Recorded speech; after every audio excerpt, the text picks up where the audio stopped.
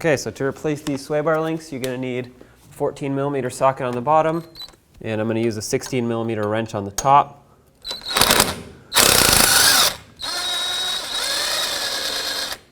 With the top held in place, you can just undo the bottom bolt, which is the main bolt for the sway bar link, and remove all of your bushings, spacer, and washers.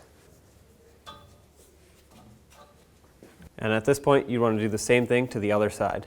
With your new sway bar link taken apart, except for the bottom washer and rubber bushing, slide this in through the control arm.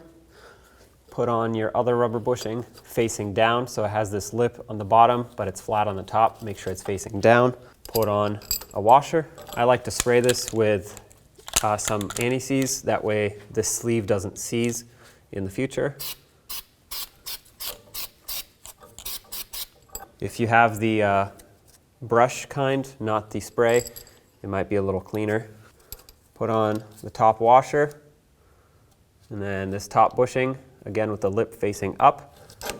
Push up your sway bar link. Next, put on your top bushing, and then the top washer, and finally the nut. You'll notice that if you look at the nut, one side is squished, one side is straight. Make sure that the squished side, that's the locking side actually, it goes on the top. Next, you want to tighten your sway bar link up, and you want to tighten it until you see these bushings start to compress. You don't want to go any further because then you'll crack them and they'll prematurely wear.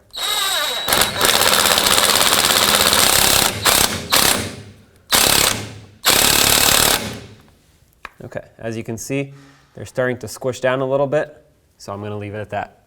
Now do the same thing to the other side.